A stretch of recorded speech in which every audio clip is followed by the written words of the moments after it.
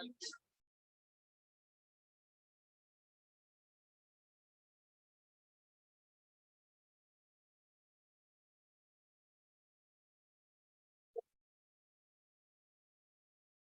भाई, चलिए। तो लास्ट लेक्चर में हम लोगों ने जो बात की थी,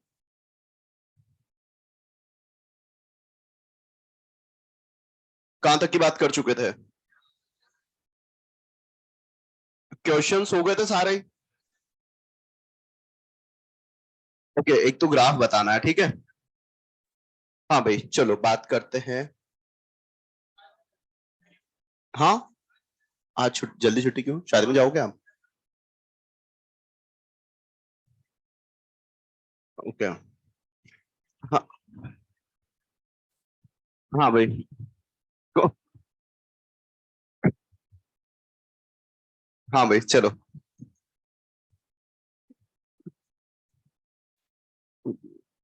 चलो, आइए हम लोग करते हैं स्टार्ट। और हम लोग देख रहे हैं एक प्रैक्टिकल ग्राफ है। एक प्रैक्टिकल ग्राफ है जिसे हम लोग स्टडी कर रहे हैं। उसके बारे में हम लोग ज्यादा बात ऐसे नहीं करेंगे। क्या हो रहा है तो यहाँ प्रैक्टिकली जब तक हमारे पास ऑब्जर्वेशन नहीं होंगी केटीजी से, वहां तक हम लोग इसे कर नहीं सकते। बस हम लोग ग्राफ में देखेंगे कि एक्चुअल में हो क्या रहा था। ठीक है, तो लिखिए। मैक्सवेल, ग्लेन नहीं बेटा, ठीक है। मैक्सवेल एंड बोल्ट्जमैन, नहीं आरएनएस नहीं, Maxwell and Boltzmann energy distribution curve.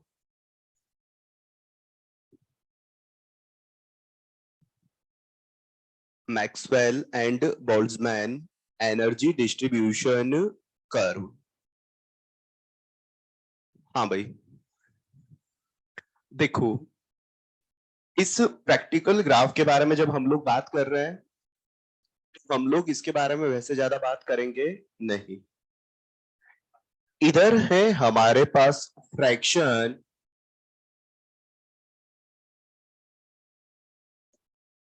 Fraction of molecules, fraction of molecules है। और इधर है मेरे पास काइनेटिक एनर्जी, इधर है मेरे पास काइनेटिक एनर्जी। मतलब इधर जाने पर मॉलिक्यूल्स के पास काइनेटिक एनर्जी बढ़ती जा रही है, और ऊपर की तरफ जाएंगे तो फ्रैक्शन ऑफ मॉलिक्यूल्स ज्यादा से ज्यादा होगा। ठीक है। जब ग्राफ को देखा गया तो ग्राफ में आपके पास रिएक्शन प्रोसीड हो रहा है, तो मॉलिक्यूल्स की काइनेटिक एनर्जी जो है उसका ग्राफ कुछ इस तरीके का ग्राफ वहां निकल कर आता है। इस ग्राफ में कौन सी टर्म क्या है वो देखिएगा। पहली चीज तो मुझे बताइए कि जैसे जैसे मैं इधर जा रहा हूं, मॉलिक्यूल्स के पास काइनेटिक एनर्जी बढ़ रही है, मॉलिक्यूल्स के पास काइनेटिक एनर्जी बढ़ रही है, तो ज्यादा काइनेटिक एनर्जी इधर है, ज्यादा एनर्जी आपके पास धीरे धीरे मॉलिक्यूल्स के पास है। और एक टाइम ऐसा मान लेते हैं इस ग्राफ में कि वो एक्टिवेशन एनर्जी के बराबर की एनर्जी है। तो यहां पर ग्राफ में ये वाला जो पॉइंट है, उससे ज्यादा एनर्जी जिनके पास भी होगी, इसका मतलब वो एनर्जी है एक्टिवेशन एनर्जी से ज्यादा एनर्जी। तो ये है एक्टिवेशन एनर्जी। और इससे ज्यादा एनर्जी रखने वाले मॉलिक्यूल्स एक्चुअल में क्या है? एक्टिवेटेड मॉलिक्यूल्स है, एक्टिव मॉलिक्यूल्स है। तो अब देखिए, हमारे पास यहां पर काइनेटिक एनर्जी जो है, इन मॉलिक्यूल्स की बात करें तो बताइए बहुत सारे मॉलिक्यूल्स ऐसे हैं तो इतनी काइनेटिक एनर्जी रखते हैं। बट बताइए क्या ये सारे एक्टिवेटेड है क्या? ये एक्टिवेटेड नहीं है। जैसे जैसे हम आगे गए तो ज्यादा काइनेटिक एनर्जी वाले मॉलिक्यूल्स मुझे क्या हो मिले? कम मिले। आपके पास कुछ मॉलिक्यूल्स ऐसे थे जो एक्टिवेशन एनर्जी के बराबर या उससे ज्यादा एनर्जी रख रहे थे। तो बताइए प्रोडक्ट में कन्वर्ट होने वाले मॉलिक्यूल्स वो इस रीजन वाले हैं या इन्हीं के बाद वाले?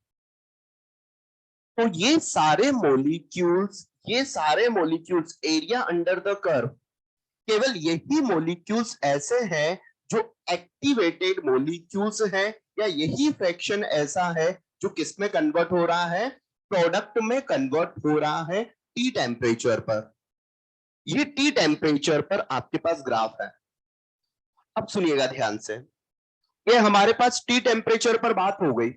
मुझे बताइए कि अगर मैं टेम्परेचर बढ़ा दूं, टेम्परेचर बढ़ाने पर रिएक्शन चाहे एंडो हो चाहे एक्सो हो, रिएक्शन की रेट बढ़ेगी।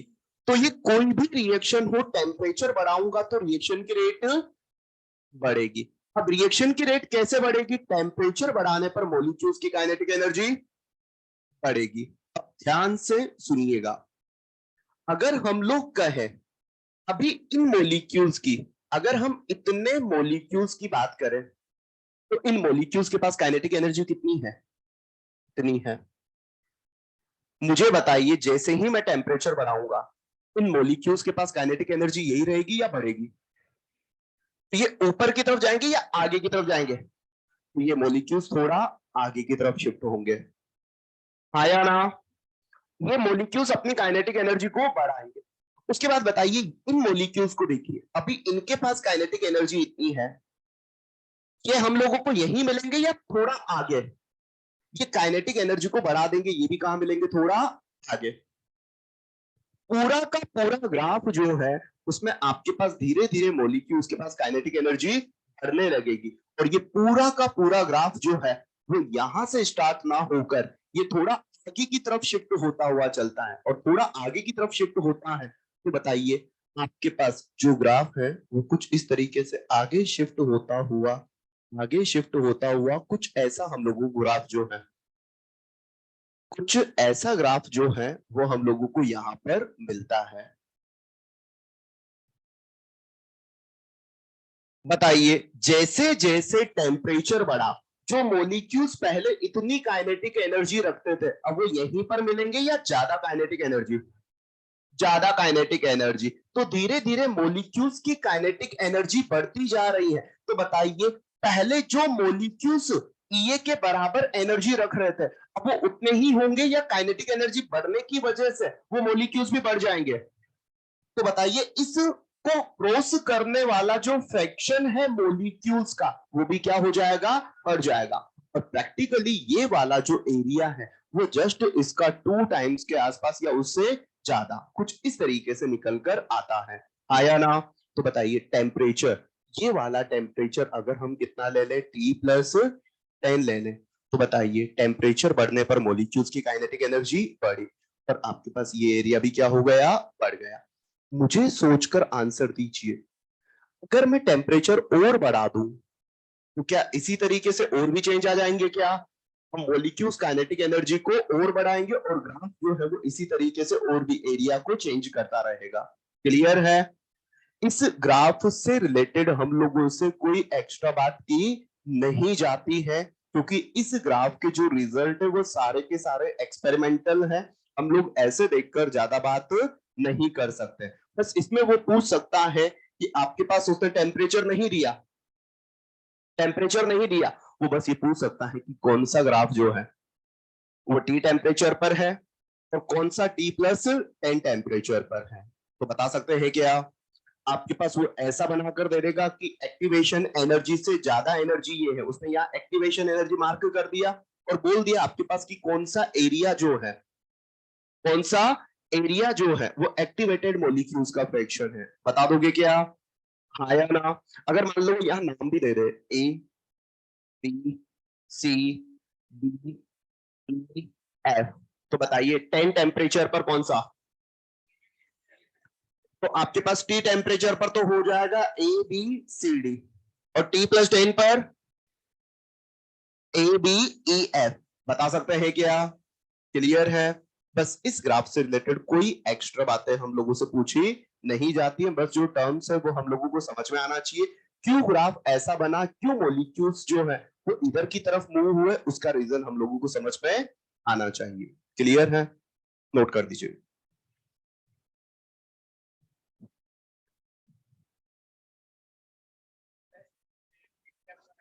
नहीं, टेस्ट में कंसेंट्रेशन टर्म्स तक आएगा सोल्यूशन चैप्टर में।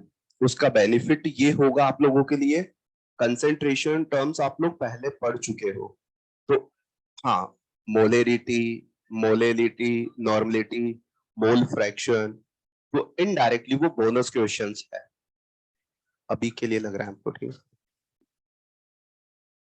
ठीक है।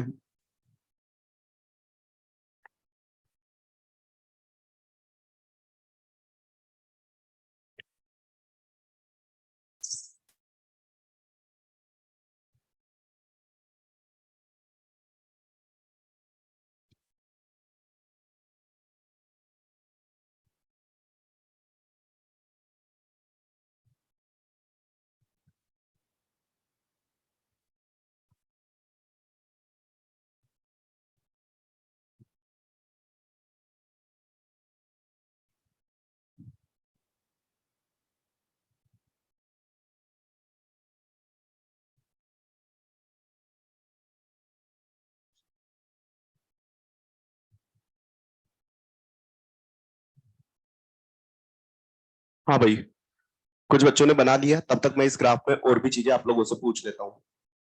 मुझे बताइए कि अगर मेरे पास जब टेम्परेचर टी था तो एक्टिवेशन एनर्जी इतना था, बताओ टेम्परेचर जब टी प्लस 10 हो गया तो एक्टिवेशन एनर्जी इससे ज्यादा या इससे कम? सेम रहेगी पक्का? ठीक है, तो टेम्परेचर बढ़ाने पर एक्टिवेशन एनर्जी चेंज। अगला क्वेश्चन, दो अलग अलग रिएक्शन है तो उनकी ये, जिसकी ये कम होगी उसकी रेट। अगला क्वेश्चन है, मेरे पास दो अलग अलग रिएक्शन है, दोनों में मैं टेम्परेचर बढ़ा रहा हूं सेम टाइप से, बताओ किसकी रेट ज्यादा पड़ेगी? जिसका ये ज्यादा, क्योंकि लोग R2/R1 या लोग K2/K1 एक ही बात है। लोग K2/K1 is equal to E upon 2.303 R into 1/T1 - 1/T2। आया ना? तो बाकी वैल्यू सेम है, जिसका ये ज्यादा होगा वो मल्टीप्लीकेशन भी ज्यादा होगा। मैं इसी को घुमाकर बोल रहा हूं, मैं बोल रहा हूं कि मेरे पास दो रिएक्शन है, दोनों के लिए ये दे रखा है, इसका टेम्परेचर कोफिशिएंट ज्यादा होगा, इसका टेम्परेचर कोफिशिएंट ज्यादा होगा, जिसका ये ज्यादा या कम? सोचकर आंसर दो। सुनो, अरे भाई K2/K1 जो है, अगर वो 10 डिग्री का डिफरेंस है तो वही क्या है? म्यू। वही क्या है? म्यू। इसका मतलब वापस से वही R2/R1 का ही रेशियो पूछा है। तो टेम्परेचर कॉफिशिएंट बोले या रिएक्शन की रेट किसमें ज्यादा इंक्रीज होगी, तो जिसका ये ज्यादा है उसमें टेम्परेचर चेंज करने पर इंक्रीमेंट भी ज्यादा आएंगे, उसका म्यू भी उतना ही ज्यादा। अरे भाई, रेट जितना टाइम्स बढ़ेगा वही तो क्या है? म्यू। तो उसमें म्यू में चेंजेस भी उतने ही ज्यादा आएंगे, उसका म्यू भी उतना ही ज्यादा होगा। आया ना? क्लियर है? बड़े आगे लिखिए। अब हम कुछ एक्स्ट्रा पॉइंट्स हम लोग लिख रहे हैं, उसके पहले एक सिंपल सा क्वेश्चन कर लेते हैं। लिखे? लिखो, एक क्वेश्चन लिख लेते हैं पहले। लिखिए, the rate constant, the rate constant, the rate constant of first, second and third step, the rate constant of first, second, and third step are K1, K2, and K3 and K3. If net rate constant, if net rate constant, if net rate constant K, लिखो equal K equal to K1 into K3 divided by K2. K is equals to K1 into K3 divided by K2. लिखा? लिखा? And the value of activation energy, and the value of activation energy of first, second and third step, or first, second and third step are 60, 50 and 40, 60, 50 and 40 kilocalorie. Then calculate net activation energy. Then calculate net activation energy.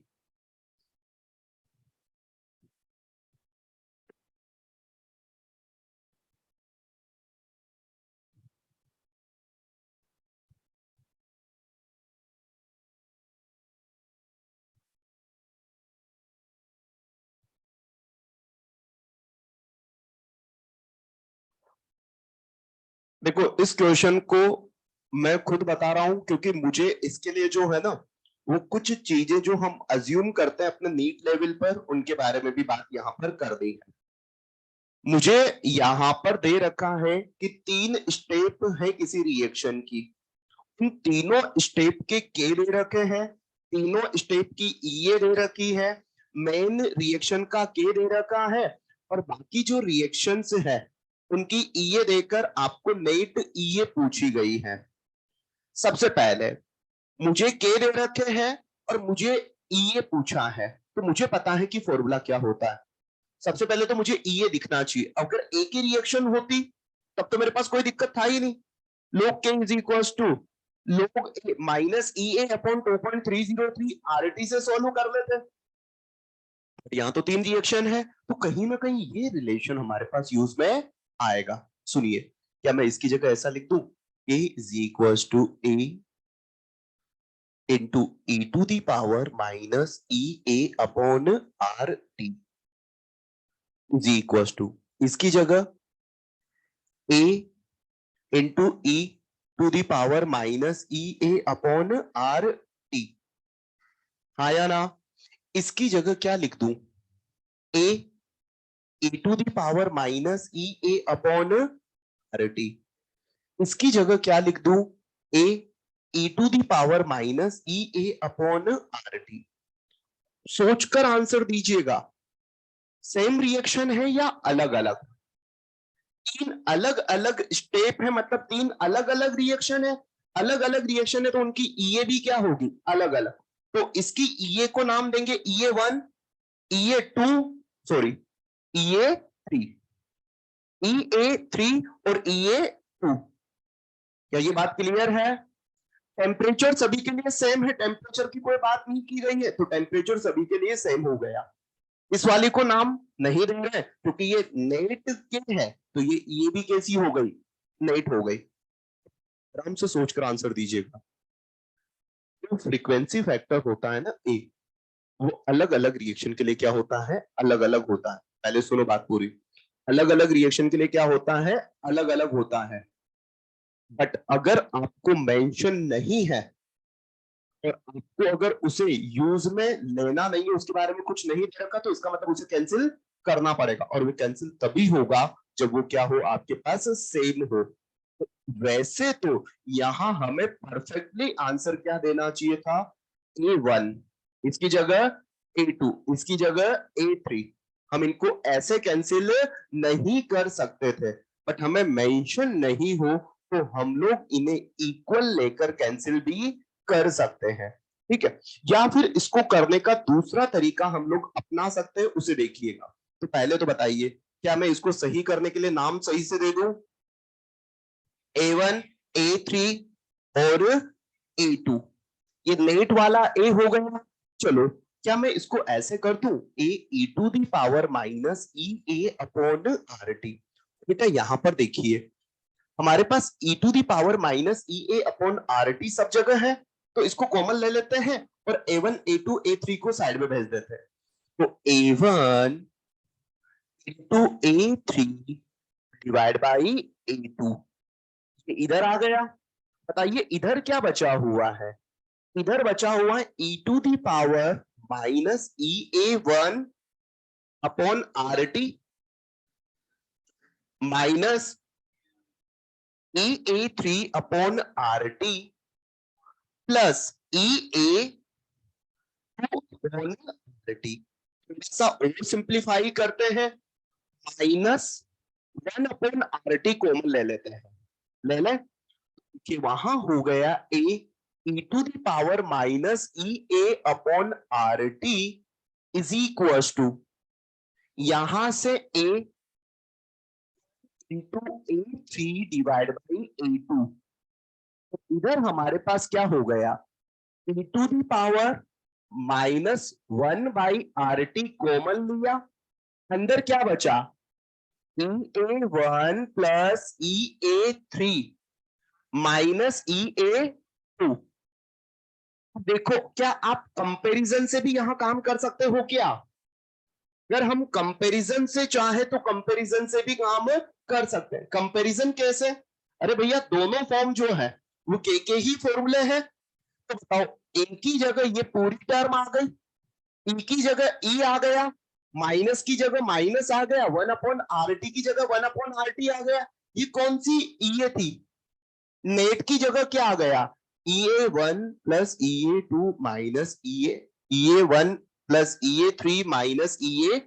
या तो ऐसे कर सकते हो, या आप ए को cancel करके, ए कैंसिल हुआ एक, इधर ए कैसे एक ए कैंसिल हुआ, और फिर आप दोनों तरफ ln लेके पावर को आगे ले लोगे, पावर को आगे ले लोगे, ln e गायब हो जाएगा, आया ना।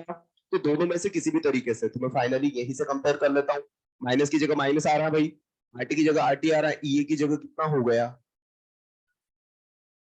EA1 plus EA3 minus EA2। Value बता दीजिए, 60 प्लस 40 माइनस 50 कितना आया, 50 किलो कैलोरी, आया ना। तो जब अगर आपको गिवन ना हो तो आप उन्हें इक्वल मानकर कैंसिल कर सकते हैं, इक्वल मानकर कैंसिल कर सकते, अपने नीट में चलेगा ये काम, ठीक है। इसका एक शॉर्ट ट्रिक होता है, इसका शॉर्ट ट्रिक होता है के net is equal to K1 into K3 upon K2 है, तो ई ए नेट ये हो जाएगा ऊपर वालों की E1 प्लस EA3 माइनस नीचे वाले की EA2। ये इस टाइप के क्वेश्चन के लिए एक शॉर्ट ट्रिक होती है, क्लियर है, छाप लीजिए फटाक से, डायरेक्ट नहीं लिखोगे, पूरा छापिएगा।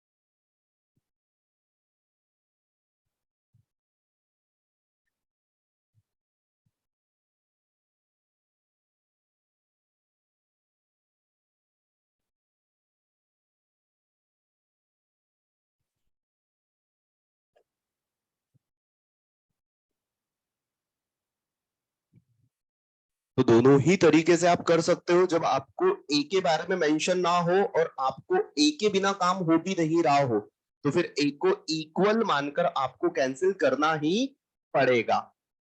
ठीक है, और जब उसको ए की फॉर्म में आंसर चाहिए होगा तो वो ए दे देगा आपको कि भाई ए ये है, तो वो फाइंड कीजिए। हो गया?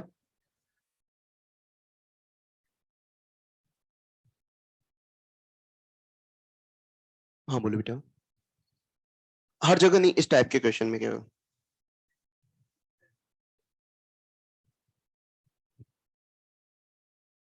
ये ट्रिक इस टाइप के क्वेश्चन में एप्लीकेबल होती है। ठीक है, ये इस टाइप के क्वेश्चन एक्चुअल में आपको फालतू जगहों पर मिलेंगे, जैसे आप इधर उधर के पेपर करते हो तो वहां पर। हाँ ठीक है। हाँ भाई लिखिए क्वेश्चन, लिखो। अब मैं कुछ क्वेश्चन होमवर्क के लिए दे रहा हूं, इनमें आपको पता लग जाएगा कि किस क्वेश्चन में हमें एक को सिमिलर मानकर कैंसिल करना है और किस क्वेश्चन में हमें एक को सिमिलर नहीं मानना, उसको बचाए रखना है। लिखिए। For a first order reaction, for a first order reaction, for a first order reaction, rate constant is K1,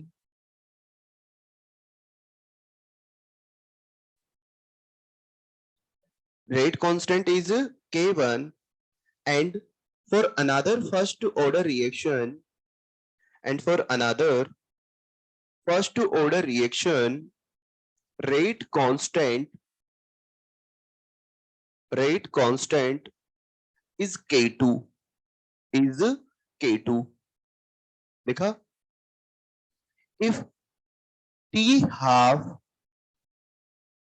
if T half second reaction, if T half of second reaction is 2 times of, if T half of second reaction is 2 times of T half of first reaction, of first reaction, then find, then find EA1 minus EA2, EA1 और EA2 का value जो है उनका difference बताना है। अगला लिखिए। Option भी दूं क्या इसके? चलो ऑप्शन लिख लीजिए, पहला ऑप्शन लिखो। लिख लो, चलो ऐसे लिख लो ऑप्शन। पहला नहीं मैं तो दूंगा। लिखो, लिखो पहला ऑप्शन। पहला है RT LN2, RT LN2। दूसरा -RT LN2, -RT LN2। तीसरा सही से लिखिए, LN2। और फोर्थ -LN2। ठीक है, अगला क्वेश्चन लिखो।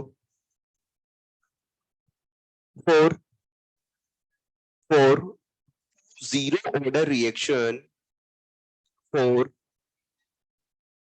Zero order reaction, zero order reaction है हमारे पास, having same rate, having same rate at particular temperature, for two zero order reaction having same rate at particular temperature, if EA1 minus EA2 is equals to 2RT, EA1 minus EA2 is equals to 2RT, then find, then find value of ln A1 by A2, then find value of ln A1 by A2। इसका मतलब इस question में हम दोनों एक को same नहीं मान सकते, दोनों रिएक्शन के एक को हम सेम नहीं मान सकते, और इसके पहले वाले में हमें एक को सेम मानकर कैंसिल करना ही पड़ेगा। तो हमारी सहूलियत के हिसाब से हम कभी काट भी सकते हैं और कभी छोड़ भी सकते हैं। हाँ या नहीं? चलो लिखिए some extra points, some extra points. ये दोनों क्वेश्चन होमवर्क में है। इसका भी आंसर लिखाऊं क्या? लिखो, पहला लिखो 2, पहला लिखो 2, दूसरा लिखो 1, तीसरा लिखो 4 और थर्ड लिखो नन। ठीक है? हाँ भाई, लिखिए some extra points, some extra point. बेटा सुनो, देखो, ये एक्स्ट्रा पॉइंट के नाम पर जो चीजें लिखाई जा रही है वो नीट के पॉइंट ऑफ व्यू से हमारे पास किसी काम की नहीं है। हम में से कुछ बच्चे इधर उधर के पेपर करते हैं या रेस वगैरह ग्लांस वगैरह के इनके क्वेश्चन करते हैं, तो वहां पर एक दो क्वेश्चन इस टाइप के दिए हुए हैं। कभी क्वेश्चन करें और कंफ्यूज ना हो, इस वजह से ये बातें लिखवाई जा रही है। इनसे रिलेटेड कोई क्वेश्चन यहां पर हम लोगों को नहीं करना है। तो लिखो पहला, नहीं माइनर वगैरह के लिए कोई जरूरी नहीं बेटा। हाँ रेस वगैरह सब करना है बेटा, रेस एनसीईआरटी वगैरह के सबके क्वेश्चन आप लोगों को करने ही है, बट वो तब करने होते हैं बेटा जब हमारे मार्क्स जो है हम लोगों को पता हो कि किस हिसाब से आ रहे हैं, उस हिसाब से अपने पोटेंशियल के अकॉर्डिंग देखो क्वेश्चंस वगैरह सब किया करो। ठीक है? चलो बात करते हैं हम लोग। पहला लिखो, net rate of reversible reaction, net rate of reversible reaction, net rate of reversible reaction. मान लेते हैं हमारे पास कोई एक रिवर्सिबल रिएक्शन प्रोसीड हो रहा है, जैसे N2O4 कन्वर्ट हुआ NO2 में। ठीक है? N2O5 ले लेते हैं, N2O5 कन्वर्ट हुआ NO2 में और साथ में क्या बना? O2 बना। बैलेंस है क्या? कर दोगे बैलेंस? तो बताइए, आपके पास 4 ऑक्सीजन यहां आ चुके हैं, इधर कितना हो जाएगा? ठीक है, तो मेरे पास एक रिएक्शन है, रिवर्सिबल रिएक्शन। N2O5 का डीकंपोजिशन हो रहा है, NO2 और O2 की फॉर्म में कन्वर्जन है।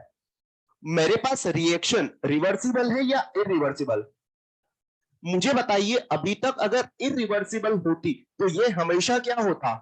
खर्च। ये हमेशा क्या होता? ये हमेशा, ये हमेशा बनता, यही काम होता। तो हमें कोई दिक्कत थी नहीं, हमें कितना खर्च हुआ विद रेस्पेक्ट टू टाइम, कितना बना विद रेस्पेक्ट टू टाइम, कितना बना विद रेस्पेक्ट टू टाइम, वो कर देते तो इनकी खुद की rate, rate of disappearance, rate of appearance, rate of appearance मिल जाता।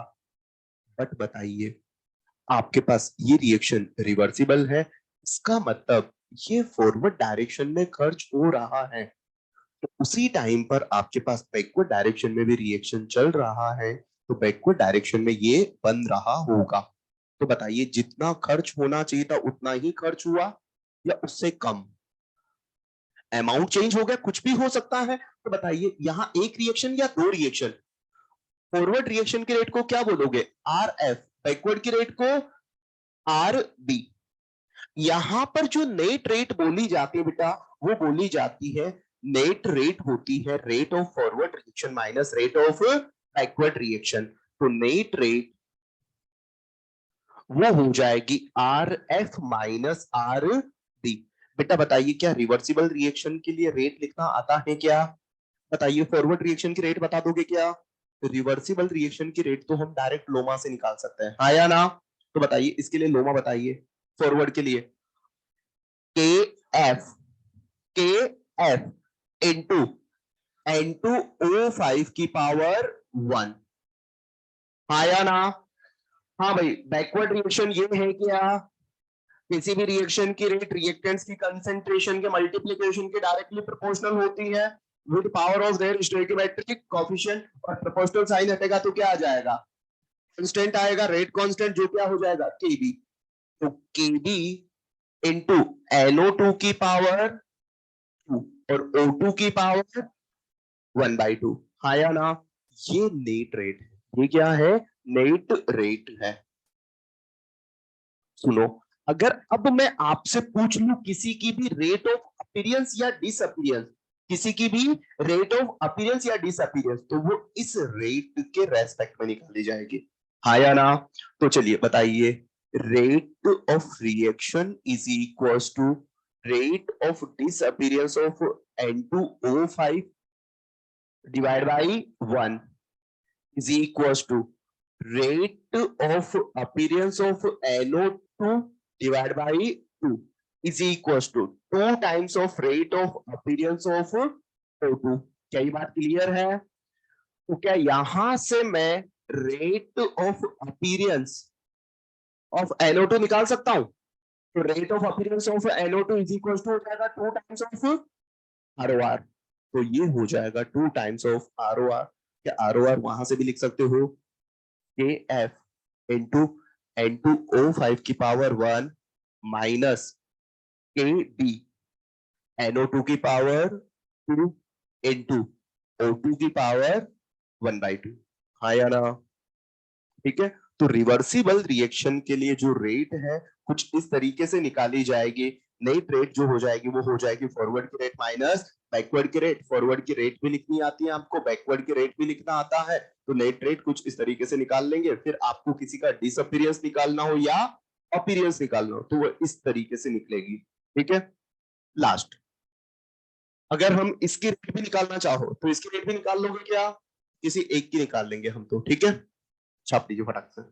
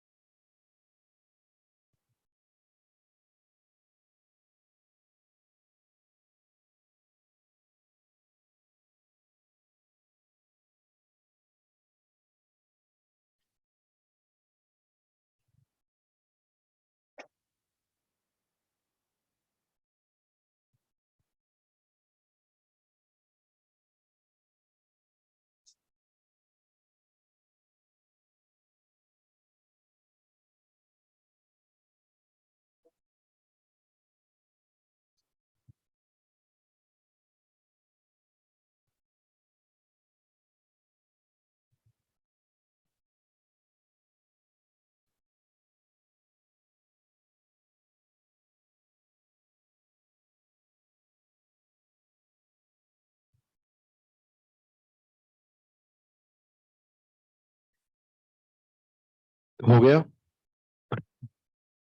पंखा बंद करें। नहीं नहीं, अरे नहीं कर रहे बेटा, यहाँ पे पंखा ही नहीं है। ठीक है, हाँ हाँ, एक मिनट रुको। हाँ बेटा, एक मिनट, सफोकेशन का इलाज है अपने पास बेटा। हाँ अब ठीक है।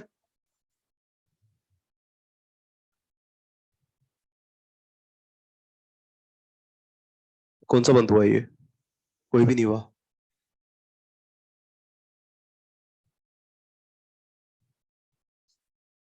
ये बीच वाला हो गया। हाँ भाई अब ठीक है। चलो ठीक है। हाँ भाई अभी चलाते हैं बेटा। हाँ, लिखो सेकंड। तो पहला तो है हमारे पास रिवर्सिबल रिएक्शन, और इसी में एक और चीज हम देख रहे हैं, वह है पैरेलल रिएक्शन। लिखो। हाँ 2 मिनट दे रहे हैं बेटा। पैरेलल रिएक्शंस को देखेंगे, पहले ये लिख लो फटाक से। हाँ भाई, तब तक मुझे बता दीजिए बाकी लोग जिन्होंने लिख लिया। मेरे पास दो रिएक्शन है, एक है फास्ट और दूसरी है स्लो। बताओ किसका के ज्यादा होगा?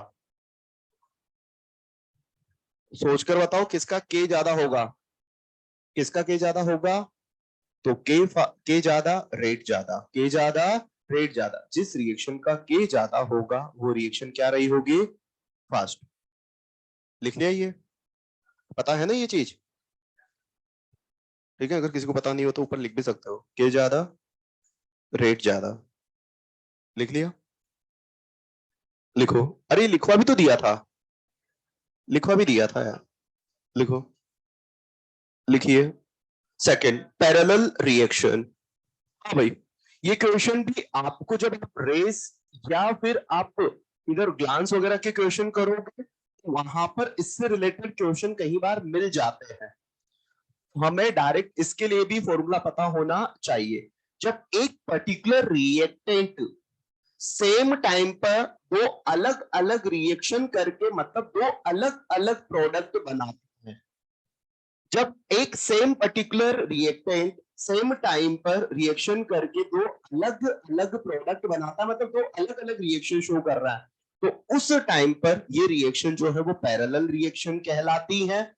और पैरेलल रिएक्शन है, बताओ, ये एक अलग रिएक्शन, ये एक अलग रिएक्शन, दोनों रिएक्शन के रेट सेम या अलग अलग, अलग अलग, तो इनके के भी अलग अलग।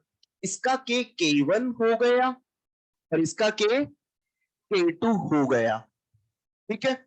यहां पर आपसे पूछा जाता है कि अगर इनके के दे रखे हो आपको, आपसे पूछ लिया जाता है प्रोडक्ट बी की परसेंटेज इल्ड या प्रोडक्ट सी की परसेंटेज इल्ड।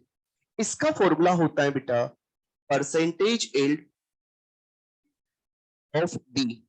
अगर बी की परसेंटेज इल्ड पूछी गई है तो के ऑफ बी डिवाइड बाय के ओवरऑल। अब के ओवरऑल जो होता है वो होता है बेटा यहाँ के overall is equal to K1 plus K2। तो बताइए क्या यहाँ पर परसेंटेज है तो इंटू 100 लगेगा, तो परसेंटेज है तो मल्टीप्लाई क्या हो जाएगा 100। मैं अगर आपसे परसेंटेज इल्ड पूछूं सी की तो बता दोगे क्या, के ऑफ सी डिवाइड बाई के ओवरऑल इंटू 100। के ओवरऑल कैसे निकालोगे, K1 प्लस K2। मान लेते हैं इसका वैल्यू है 2 इंटू 10 टू दावर -4 और इसका वैल्यू है 4 इंटू 10 टू दावर -4। क्या वैल्यू बता दोगे, चलिए बताइए। के कितना है इसका, into 10 to the power -4 divide by 8 करो भाई इसको, 6 into 10 to the power into 100। Clear है। तो यहां से ये किसकी परसेंटेज इल्ड निकल कर आ जाएगी, कितना आया 33.33%। उसके बाद बताइए परसेंटेज इल्ड ऑफ सी बता दोगे क्या, के ऑफ सी डिवाइड बाई के ओवरऑल इंटू 100। सब्सटेंस दो ही कंपोनेंट है, एक की पता चल गई तो दूसरे की 100 में से माइनस कर देंगे या फिर सॉल्व कर लीजिए, कितना हो जाएगा। तो आपके पास हो जाएगा 4 into 10 to the power -4 divide by 6 into 10 to the power -4। अरे हाँ या ना, कितना आ जाएगा 66 पॉइंट, छाप लीजिए। Parallel reaction.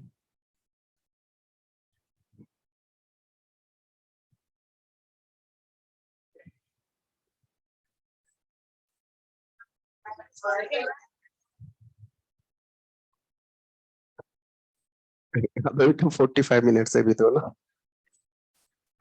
लिख लो चुपचाप से।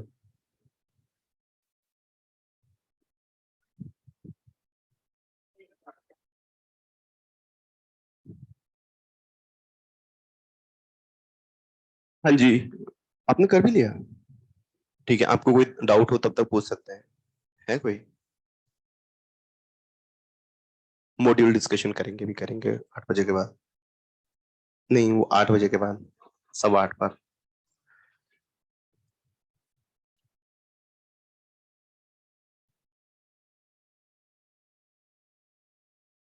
भाई ये एक्स्ट्रा पॉइंट के नाम से मैं जब भी कोई बात दिखाऊंगा आपको पढ़ना तभी है जब आपको केवल केमिस्ट्री में नहीं, फिजिक्स और बायो में भी सारी चीजें पता हो तब इन फालतू बातों को पढ़िएगा।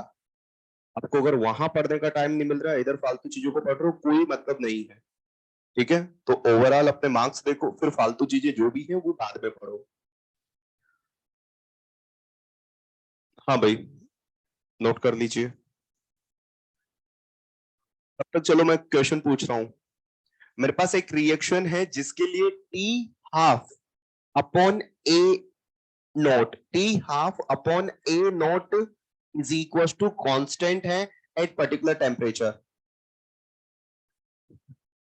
ठीक है, कौन सा ऑर्डर? जीरो। ए हीरो, कौन सा ऑर्डर? जीरो, सेकंड नहीं। ठीक है, तो बताओ T half upon A naught is equal to constant है। अरे भैया, ए नोट नीचे आ रहा है, इसको तो पहले उधर भेजो। तो टी हाफ डायरेक्टली प्रोपोर्शनल हो गया ए नोट के। कौन से में होता है? जीरो ऑर्डर में। मेरे पास एक रिएक्शन है जिसका T half is equal to constant है at particular temperature. First order T half into A naught constant है पर्टिकुलर टेम्परेचर पर। भाई मैं हर बार पर्टिकुलर टेम्परेचर क्यों बोल रहा हूँ? क्योंकि टेम्परेचर चेंज होगा तो के चेंज हो जाएगा, के चेंज होते तो टी हाफ भी क्या हो जाएगा? चेंज हो जाएगा। हाँ या ना? चलिए हेडिंग डालिए। हाँ लिख लीजिए। पूरा मूड बना के आए हो आप तो कि आज हाँ यही करेंगे। चलो हेडिंग डालिए, लिक्विड सॉल्यूशन। लिक्विड सॉल्यूशन, नया चैप्टर। हाँ जी बेटा।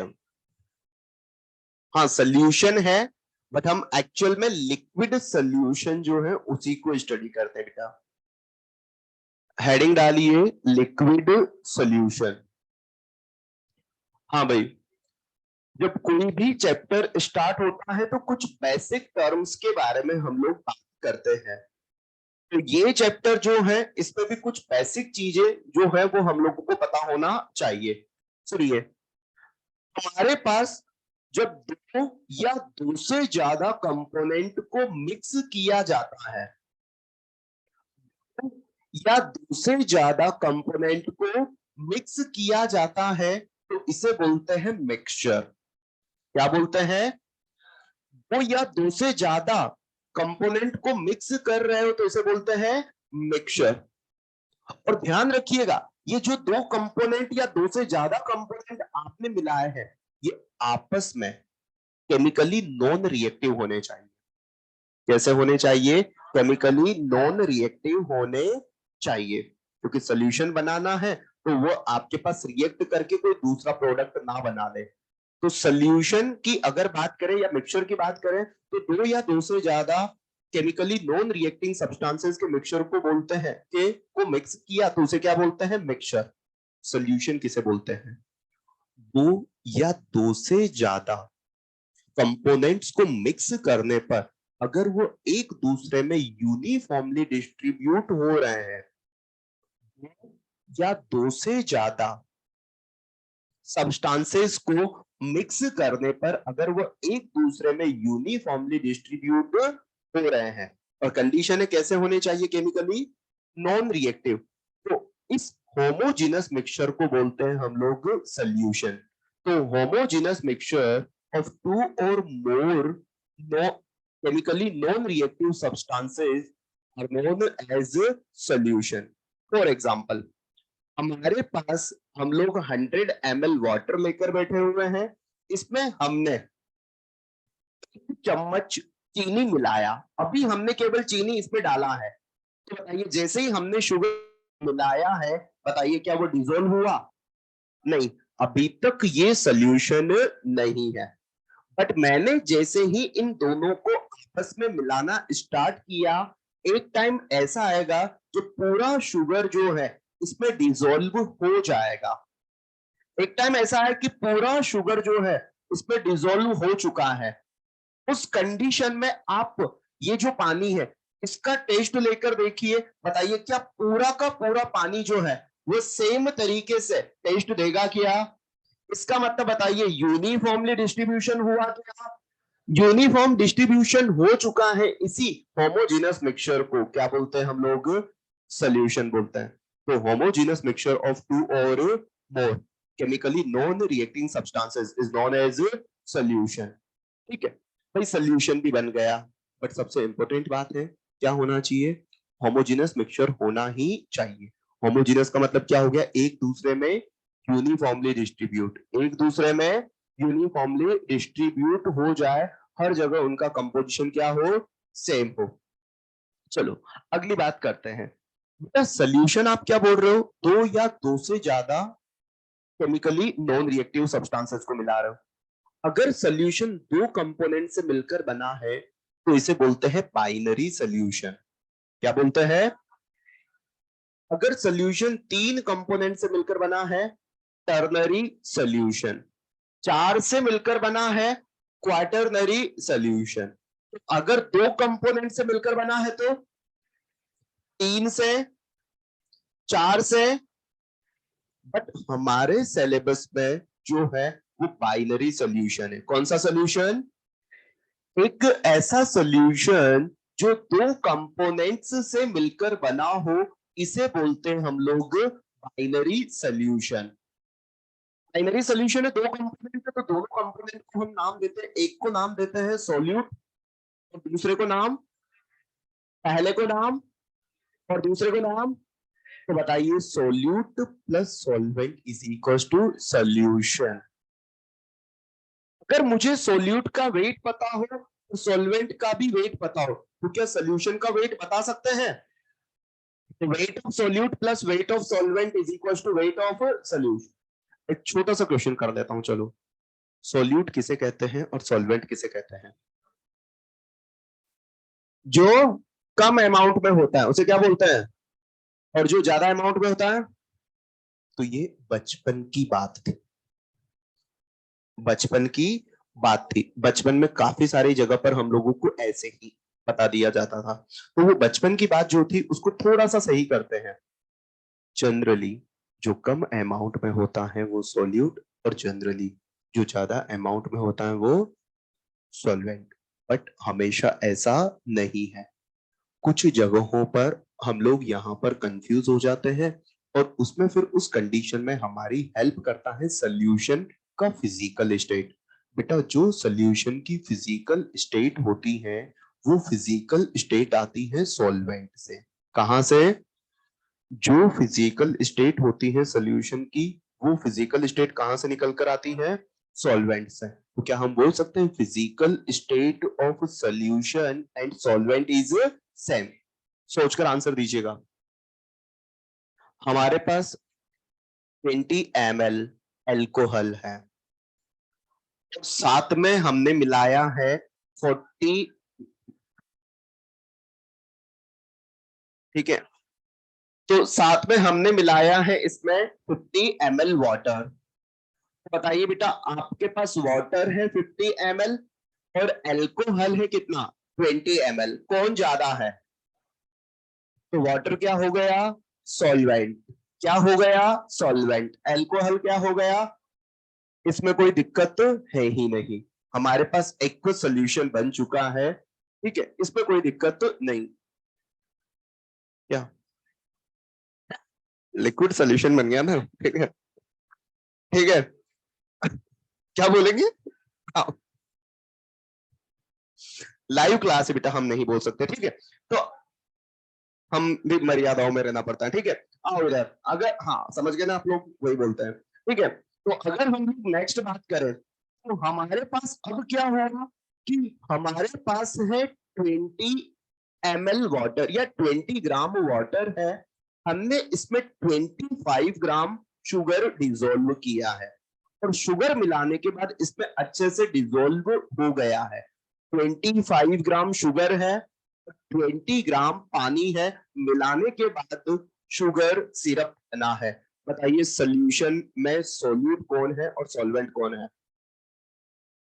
सॉल्यूट कौन है, शुगर, और बताइए सॉल्वेंट, क्या अमाउंट से डिसाइड किया, अमाउंट से डिसाइड नहीं किया, तो उस टाइम पर हमारी हेल्प कौन करेगा, फिजिकल स्टेट, कौन करेगा, फिजिकल स्टेट। तो फिजिकल स्टेट हमारे पास सोल्यूशन की कैसी है, लिक्विड, कैसी है, तो लिक्विड फेज किसने प्रोवाइड करवाई होगी, शुगर ने या वाटर ने, तो वाटर ने प्रोवाइड करवाई होगी, तो वाटर क्या रहा होगा, सॉल्वेंट रहा होगा, और शुगर जो सॉलिड है वो क्या रहा होगा, सॉल्यूट रहा होगा। हाँ या ना?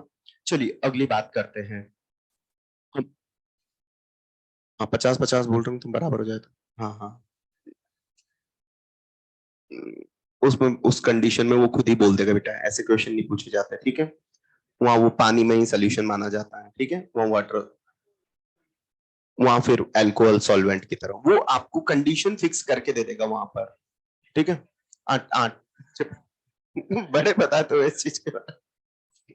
हाँ भाई चलो आओ इधर। अब हम लोग बात करते हैं नेक्स्ट। नेक्स्ट हमारे पास बात निकल कर आती है कंसेंट्रेशन की। कंसेंट्रेशन जानते हैं को बेटा, हम लोगों ने सोल्यूशन बनाया, सोल्यूशन को हम स्टडी कर रहे हैं, तो सोल्यूशन में हम देखते हैं उसकी कंसेंट्रेशन। क्या कंसेंट्रेशन का मतलब पता है क्या होता है? क्या नहीं, मोलेरिटी नहीं, कंसेंट्रेशन टर्म्स तो बहुत सारी होती है। कंसेंट्रेशन का बेसिक मतलब क्या होता है? अमाउंट किसका? अमाउंट नहीं है भाई, कंसेंट्रेशन अमाउंट नहीं है, कंसेंट्रेशन है रिलेटिव अमाउंट। कंसेंट्रेशन अमाउंट नहीं है, कंसेंट्रेशन क्या है, रिलेटिव अमाउंट। हाँ पूरा, तो ठीक है, तो कंसेंट्रेशन क्या है, कंसेंट्रेशन बताता है रिलेटिव अमाउंट को। किसको बताता है? किसके रिलेटिव अमाउंट को? सोल्यूट के। किसके रेस्पेक्ट में? किसके रेस्पेक्ट में? किसके रेस्पेक्ट में? सोल्यूशन या सॉल्वेंट के रेस्पेक्ट में। तो कंसेंट्रेशन का मतलब होता है it is the relative amount of solute, it is the with respect to, with respect to solution, और जनरली बात की जाती है सोल्यूशन के रेस्पेक्ट में, बट कभी सॉल्वेंट को भी यूज में लेते हैं, मोलेलिटी। हाँ या ना? तो कंसेंट्रेशन का मतलब बता दोगे क्या? It is the relative amount of solute with respect to solution और सॉल्वेंट। चलो एक चीज बताओ, कंसेंट्रेशन का मतलब हो गया रिलेटिव अमाउंट किसका, सोल्यूट का। तो अगर मैं कहूं कंसेंट्रेटेड सोल्यूशन है, इसका मतलब सोल्यूट ज्यादा रहा होगा। तो जहां रिलेटिवली सोल्यूट ज्यादा हो उसे बोलते हैं कंसेंट्रेटेड सोल्यूशन। और डाइल्यूटेड सोल्यूशन का मतलब जहां रिलेटिव, रिलेटिव सोल्यूट कम हो तो उसे क्या बोलते हैं, डाइल्यूटेड सोल्यूशन। क्लियर? तो ये बेसिक बातें हुई, सारी टर्म्स जो हम लोगों ने देखी है उनके बारे में हम लोग अब लिख लेते हैं एक मिनट को, ठीक है। हमें एक चीज और देखनी है कि हमारा सोल्यूशन जो हम पढ़ रहे हैं वो लिक्विड सोल्यूशन है। इसका मतलब बताइए, हमने जो सॉल्वेंट दिया है वो क्या है, लिक्विड। वो क्या है, लिक्विड है। मतलब हम जो सोल्यूशन पढ़ रहे हैं वो आपके पास किसी लिक्विड में बनाया गया सोल्यूशन है। मतलब हम जिसको भी डिसोल्व कर रहे हैं, जिसको भी हम लोग वहां मिला रहे हैं, वो किस में मिला रहे हैं, लिक्विड में मिला रहे हैं। और जनरली हम किस में मिलाते हैं, पानी में मिलाते हैं। जनरली किस में, पानी में मिलाते हैं। बट पानी नहीं बोलेंगे हमेशा, क्या बोलेंगे, लिक्विड में हम लोग मिला रहे हैं। हाँ बोलो। सॉल्वेंट लिक्विड होता है उसको समझाना कैसे बताएं? जनरली, सॉल्यूट जो है वो सॉलिड होता है। जनरली किसने बोला? क्वेश्चन कर जैसे पानी में नहीं, नमक मिला रहे हैं। हाँ वो आपने अब तक के केस पढ़े हैं। यहाँ पर हम पहला जो केस पढ़ेंगे वो लिक्विड लिक्विड मिक्सर पढ़ेंगे, लिक्विड लिक्विड सोल्यूशन पढ़ेंगे, ठीक है ना। तो आपके पास अगर लिक्विड सोल्यूशन है, लिक्विड फेज है उसकी, तो हमारे पास बाय डिफॉल्ट ही क्या हो गया, सॉल्वेंट जो है वो कौन हो गया, लिक्विड हो गया। और सॉलिड हमेशा क्या हो जाएगा फिर, सॉल्यूट हो जाएगा, क्योंकि आपने क्या बोला है, सोल्यूशन कैसा है, लिक्विड। और लिक्विड फेज कहां से आई होगी फिर? हाँ, तो उसमें तो हमेशा आपके पास सोल्यूशन की फेज क्या है, सोल्यूशन की फेज अगर सॉलिड है तब हम उसे क्या बोलेंगे, सॉल्वेंट। वहां वो हो जाएगा, वो फिजिकल स्टेट तो पता होगी ना आपको, फाइनली सोल्यूशन बना कैसे है, उसके अकॉर्डिंग लिखिए। हाँ भाई लिखो, होमोजेनस मिक्सचर, होमोजेनस मिक्सचर,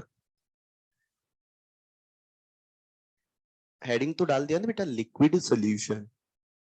हाँ चैप्टर का नाम ही तो बेटा ये, अब इसकी डेफिनेशन लिख रहे हैं हम। हाँ सॉल्वेंट, हाँ हो सकता है ना, सोल, ये भी हो सकता है, वो पढ़ेंगे हम आगे जब सरफेस केमिस्ट्री पढ़ेंगे वहां।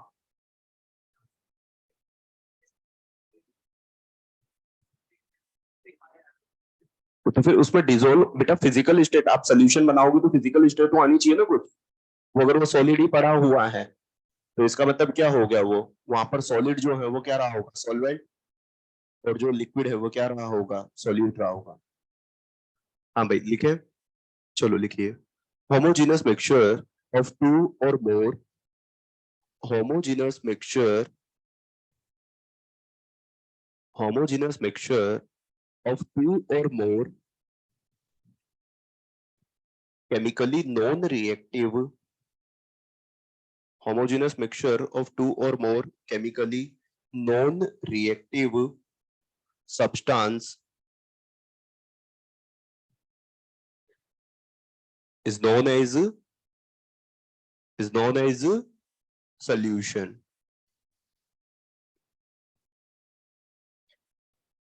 लिखा बेटा। अब सुनो, अब कंपोनेंट के बेसिस पर बात कर लेते हैं।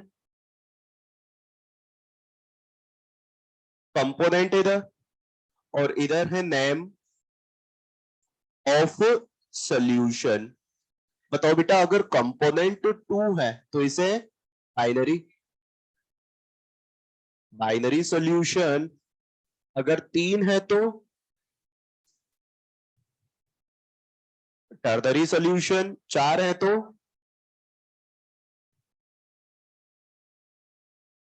Quaternary solution. ठीक है, हाँ। तो अगर दो कंपोनेंट है तो इसे बाइनरी सॉल्यूशन, तीन है तो टर्नरी, और चार है तो क्वाटरनरी सॉल्यूशन बोला जाता है।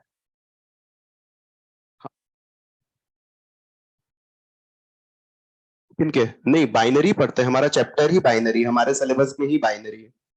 वो एग्जांपल जब आप पीएचडी वगैरह लेवल पर करेंगे तो वहां पर ऐसे सॉल्यूशन भी बन जाते हैं बेटा।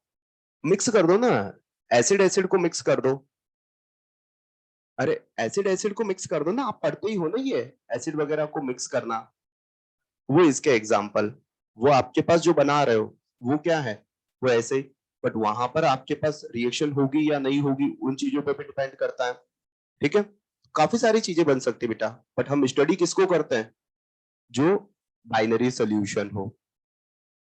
लिखिए। हाँ भाई, हमारा सेंटर ऑफ अट्रैक्शन कौन है, binary solution. Binary solution, binary solution की बात करें तो कितने कंपोनेंट होंगे, दो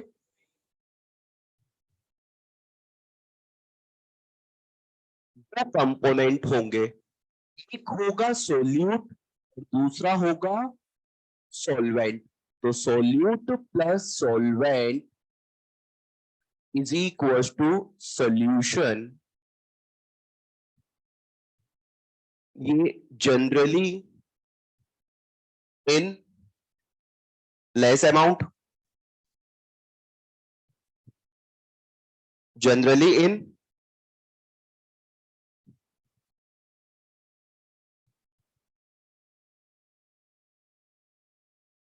क्लियर है। तो ये जनरली होगा कम अमाउंट में, ये जनरली होगा मोर अमाउंट में। उसके बाद यहां स्टार लगाकर कौन सी लाइन लिख लेंगे, physical state, physical state of solution,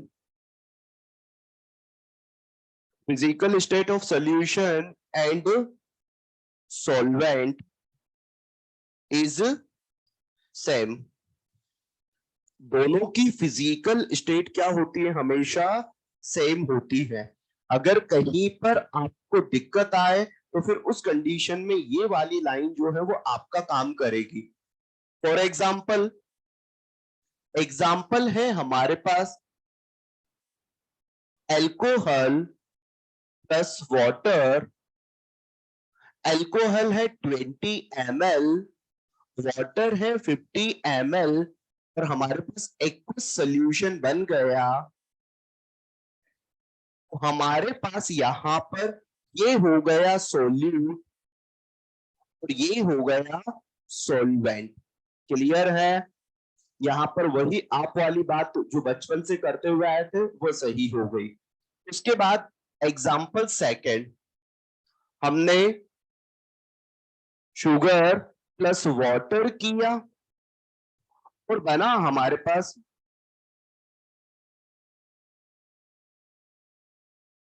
ठीक है, सिरप बना। तो इसका मतलब आपके पास फिजिकल स्टेट कैसी हुई, लिक्विड हुई, लिक्विड फिजिकल स्टेट है।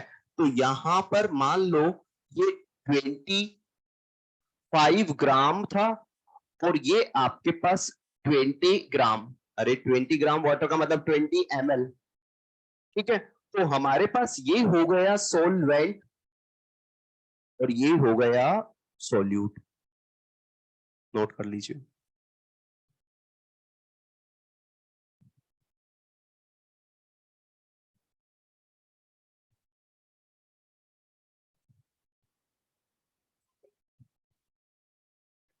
पानी में मिलाया ना, हाँ, तो मतलब किसी का भी पानी में जो सोल्यूशन बनता है उसे एक्वा सोल्यूशन बन गया फाइनली, C2H5OH एक्वा सोल्यूशन। जैसे HCl को पानी में मिक्स किया तो क्या बोलोगे, HCl एक्वा सोल्यूशन। तो मतलब वो पानी में जब किसी का सोल्यूशन बनता है तो उसे क्या बोल देते हैं, एक्वा सोल्यूशन बोल देते हैं। हाँ, एक्वा सोल्यूशन हो गया ना, बट उसको तो हम डिफाइन करना चाहते हैं कि उसकी फिजिकल स्टेट कैसी आई। इस वजह से हम लोगों ने बोल दिया वहां कि वो शुगर का क्या बन चुका है, सिरप बना है, इस वजह से हम लोगों ने ऐसा बोला है। अब बोलो ना एक्वा सोल्यूशन, पानी में किसी का भी सोल्यूशन बनेगा तो उसे क्या बोलेंगे, एक्वा सोल्यूशन बोलते हैं।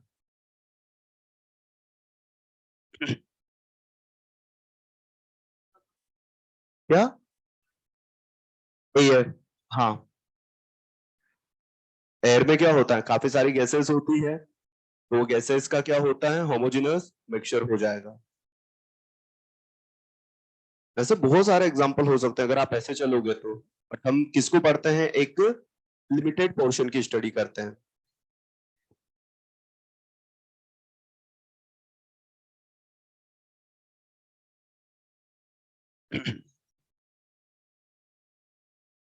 लिखा,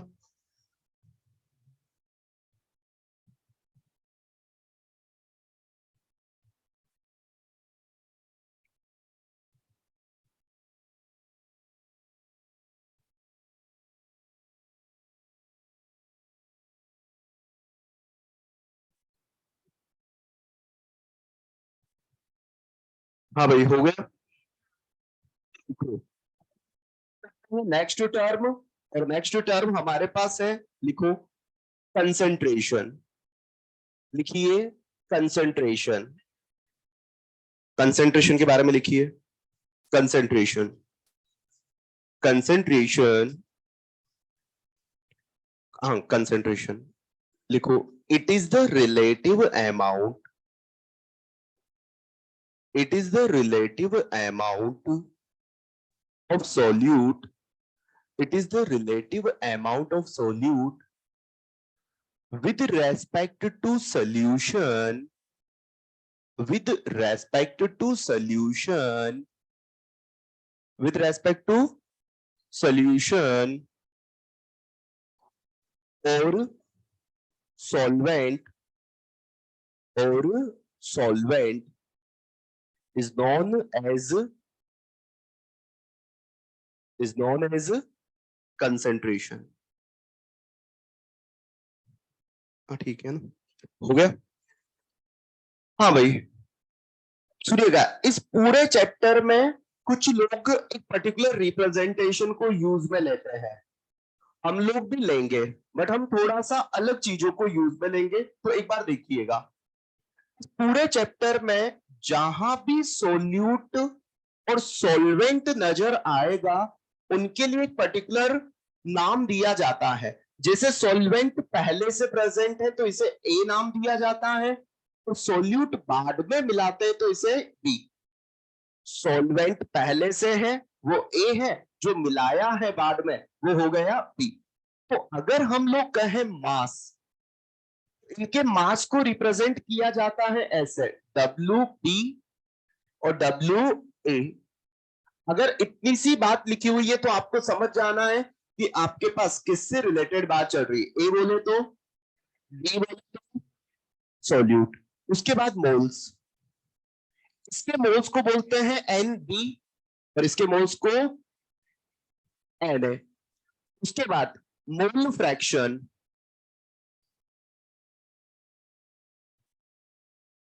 मोल फ्रैक्शन एक्स बी।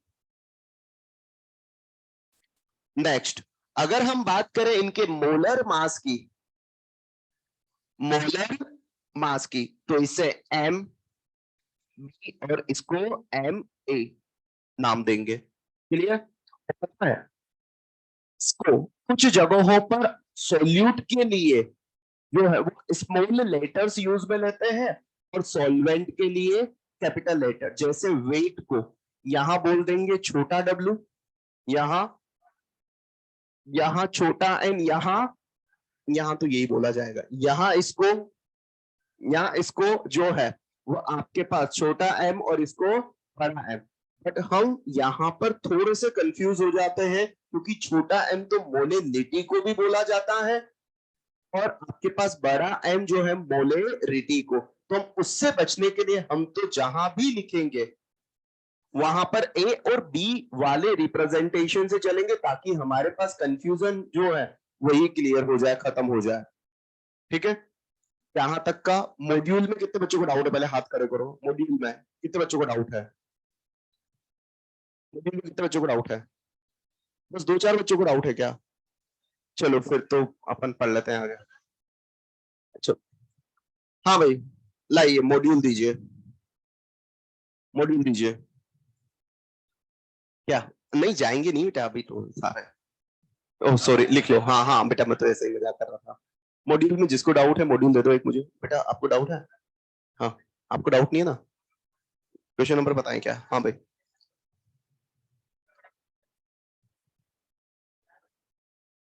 नहीं जाना वाना नहीं बेटा, मेरे को साथ में जाएंगे बेटा। हाँ हाँ, गाड़ी में ले चलेंगे। सारे थोड़ी जाओगे भाई। हाँ भाई चलो आओ इधर। हाँ भाई, मॉड्यूल डिस्कशन का तरीका जो है वो कुछ ऐसा है। मैं बोलूंगा, जिसको जहां दिक्कत हो ना, जो नंबर चल रहा है उसी से रिलेटेड बात करेंगे। इधर उधर एक्सरसाइज ये वो की बात नहीं चलेगी। इलुस्ट्रेशन किसी में भी कोई दिक्कत हो तो इलुस्ट्रेशन नंबर बोल दीजिए अपना। किसी इलुस्ट्रेशन में 19 के अलावा किसी इलुस्ट्रेशन में कोई दिक्कत हो तो बता दीजिए। इलुस्ट्रेशन नंबर 19 में टेम्परेचर मेंशन नहीं है, उसे मेंशन करना चाहिए था, उसे मेंशन करना चाहिए था। ये गलत बात है, उसने नहीं किया, ये गलत बात है। वो ऐसे 25 नहीं मान सकता। ठीक है? तो वहां पर टेम्परेचर जब भी एग्जाम में क्वेश्चन आएगा, सुनो, एग्जाम में अगर क्वेश्चन आएगा तो टेम्परेचर मेंशन करके रखेगा ही सही। ठीक है? नहीं वो नहीं, वो टेम्परेचर मेंशन करके रखेगा, वो अपनी गलती को छुपाने के लिए कर दिया। ठीक है? हाँ भाई आइए। इलस्ट्रेशन में किसी को कोई दिक्कत? किसी पर्टिकुलर इलस्ट्रेशन में कोई दिक्कत?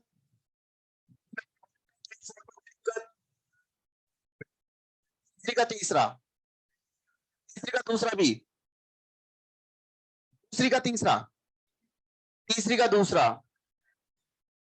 जिसने बहुत परेशान किया आपको वो नहीं, ये देखें, तीसरी का दूसरा। For a zero order reaction initial concentration इतना है, if A is equal to इतना आफ्टर। ये तो बिल्कुल सिंपल सा क्वेश्चन है बेटा।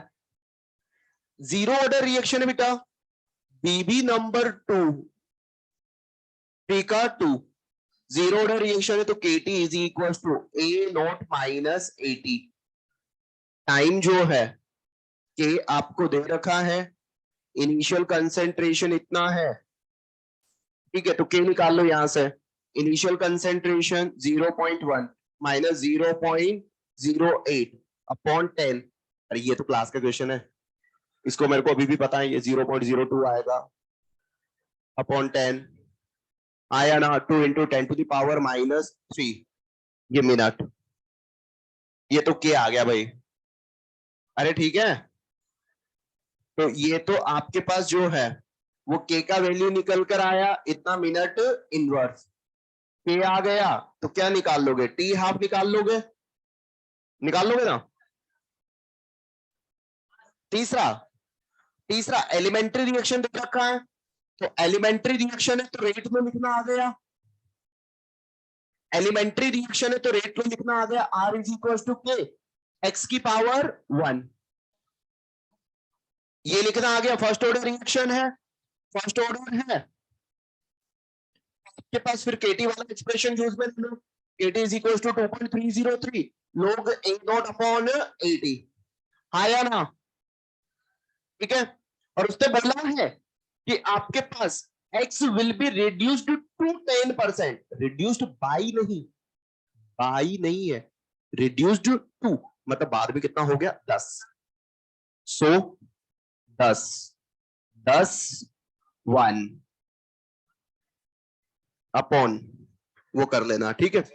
हाँ भाई सुनो, जैसा कि आप मेरा नेचर जानते ही हो कि जिसको कोई डाउट नहीं है वो जा सकता है, ठीक है। हमें कोई हक नहीं है आपका टाइम वेस्ट करने का, ठीक है। जिनको एक सिंगल क्वेश्चन में भी डाउट है वो रुके, बाकी लोग फटाफट से जाइए, तो फटाफट से मॉड्यूल नहीं बेटा मेरे साथ, जिसको कोई डाउट नहीं है वो जा सकता है। हाँ भाई आइए, एक्सरसाइज 1 क्वेश्चन नंबर 1 से लेकर 20 तक कोई डाउट हो तो हाथ खड़े कर दो। 1 से 20 कोई डाउट हो तो हाथ खड़े कर दो। 20 से 40 कोई डाउट हो तो हाथ खड़े कर दो। 35 बेटा बताओ, क्या आपके पास रेट लो में सीओ आ रहा है? नहीं आ रहा, और सीओ मेन रिएक्शन का पार्ट है, इन्वॉल्व नहीं रहा होगा। 34 में क्या है? 34 बकवास क्वेश्चन है। आरसीएल, इसका रेट लो क्या है? K1 इंटू आरसीएल, तो इसका मतलब इसकी रेट किस पे डिपेंड करेगी? केवल आरसीएल की कंसेंट इस पे डिपेंड करेगी, बाकी किसी की कंसेंट पे डिपेंड नहीं करेगी। और टेम्परेचर वाले फैक्टर को अभी देख चुके हो, तो टेम्परेचर वाला 34 भी अब कर सकते हो। 40 तक, 40 तक, तो 40 तक, फिर 42 बताओ, रिएक्शन आपको एलिमेंट्री है तभी मोलिकुलरिटी बता सकते हो ना? ओ ठीक है, तो एलिमेंट्री दे रखी है क्या कहीं? नहीं दे रखी, तो मैं मोलिकुलरिटी के बारे में कमेंट नहीं कर सकता हूं भाई। क्वेश्चन नंबर 50 तक, 50 तक, 50 तक 45, हाँ भाई 45 नंबर अगर आप देखोगे, लोग एक माइनस एक्स और वर्सेस टाइम के कर्व, ये तो बेटा आपके पास फर्स्ट ऑर्डर में ही आते हैं स्ट्रेट लाइन। बाकी के लिए लोग 80 और टी के ग्राफ जो है वो नहीं, वो तो 80 और टी का आ जाएगा फर्स्ट ऑर्डर, जीरो ऑर्डर में, सेकंड ऑर्डर में टी 1/80 और टी का आएगा, ठीक है। 50 तक, 50, अरे कुछ नहीं बेटा, 50 तक कुछ नहीं, ठीक है। 50 तक, 50 तक, हाँ एक्सरसाइज 1, 50 तक, 50 से 60, 50 से 60 56, 50 से 60 56, उसके 54, 54 55, काउंट ही लिखवा रहे हो क्या? 60, 60 एक सिंपल सा क्वेश्चन है, हाँ भाई। 61 से 70, 61 के की यूनिट देखकर ऑर्डर देख लो, के की यूनिट से ऑर्डर पता करता है ना, भाग जाओ फटाफट भाई। 70 तक, उसमें के की यूनिट देख लो, सेकंड इनवर्स है, सेकंड इनवर्स कौन से में होती है? फर्स्ट ऑर्डर में होती है, तो फर्स्ट ऑर्डर पता चल गया, कंसेंट्रेशन ट्रिपल तो रेट भी ट्रिपल, ठीक है। हाँ भाई 63 में आपके पास बताओ टी हाफ और कंसेंट्रेशन का ग्राफ किस में आता है? ये फर्स्ट ऑर्डर में, फर्स्ट ऑर्डर पता चल गया, तो सेम टाइम में सेम फ्रैक्शन कंज्यूम होगा, चाहे 50 लेकर करो, 10 लेकर, 2 लेकर, 4 लेकर। हाँ भाई 70 तक, 80 तक, 76, 80, हाँ भाई 90 तक, 90 तक 89, 90 तक, 100 तक, 100 तक 92, 106 तक, 101, 101, 106, 106 सबसे बकवास क्वेश्चन है। अब during decomposition of activated complex, activated complex वो ग्राफ देखा आपने, तो उसमें क्या लिखा था वहां? Transition state, activated, complex, highly unstable से एनर्जी रिलीज करके प्रोडक्ट में कन्वर्ट होगा। हाँ भाई, ऑनलाइन वाले बच्चों बेटा आप लोग के क्वेश्चन भी बता दीजिए। 53 आदित्य बेटा देख रहा हूं मैं। अरे आदित्य गायब हो गए बेटा, आप तो ऐसे क्वेश्चन लिखकर। चलो ठीक है बेटा आदित्य, बाद में टपक गया आदित्य। इसके क्वेश्चन को भी ले लेते हैं। 53 की काउंटिंग स्टार्ट करवा दिया आदित्य ने। हाँ भाई, एक्सरसाइज 1 में इसके अलावा कोई क्वेश्चन डिस्कस नहीं किया जाएगा। ठीक है, आइए 53 से चलते हैं। 53 क्लास में ही करवाया गया क्वेश्चन है। एक टी दे रखा है, दूसरा टी पूछा है, रेशियो ले लो। ठीक है, 53 आदित्य बेटा एक बेहद ही आसान क्वेश्चन पूछा है। केटी 87.5% आपको जो है अपॉन केटी 50%, ये रेशियो ले लो, आंसर निकल जाएगा। या डायरेक्ट पता है T 87.5% is equal to 3t half, आया ना। उसके बाद क्वेश्चन नंबर 54 एक सिंपल सा क्वेश्चन है, कुछ करना ही नहीं है, डायरेक्ट ही दे रखा है। ये भी यही वाला क्वेश्चन है। 54 सुनिए। For a given first order reaction, it takes 20 minutes for concentration to draw from इतने to इतना। A नोट 80 दे रखा है पहली कंडीशन में, और दूसरी कंडीशन में A नोट और 80 देकर T पूछा है। तो KT बाद वाला अपॉन KT पहले वाला 2.303 log A note. A note 0.6 upon 0.36 divide by पहले वाला log A नोट अपॉन 80। इससे ये कैंसिल हुआ बेटा। इसमें हमें टाइम पता करना है, और ये टाइम कितना दे रखा है 20 मिनट। बेटा बताओ, ये हुआ 10/6। ये भी सुनो, ये हटा तो ऊपर एक और 0, ये भी 10/6। सुनो ना, log 10/6 अपॉन log 10/6 कितना आया 1। तो टाइम क्या होगा सेम, या आप इसको सेम फ्रैक्शन से भी कर सकते थे क्या, सेम टाइम में सेम फ्रैक्शन कंज्यूम होगा। 55 एक अच्छा क्वेश्चन भी है, और उसका हिंट यहीं से आ रहा है। सेम टाइम में सेम फ्रैक्शन कंज्यूम होता है, चाहे कितना भी अमाउंट लेकर चलो। 55 देखो, बोला है कि एक फर्स्ट ऑर्डर रिएक्शन है, जब मैं 10 मोल लेकर स्टार्ट करता हूं तो 80% खर्च होता है पर्टिकुलर टाइम में। जब इसी रिएक्शन को मैं 5 लेकर स्टार्ट करूंगा तो सेम टाइम में कितना खर्च होगा 80%। आपने कहा ठीक है सर, बट आया कैसे वो बता दीजिए। तो सुनो, 55 को मैं तरीके से बता रहा हूं पूरा, सुनिएगा। 55 में हम लोगों को इनिशियली ए नोट दे रखा है 10, और 80 जो है 80% खर्च होने के बाद कितना बचेगा 2। इसमें टी टाइम लग रहा है।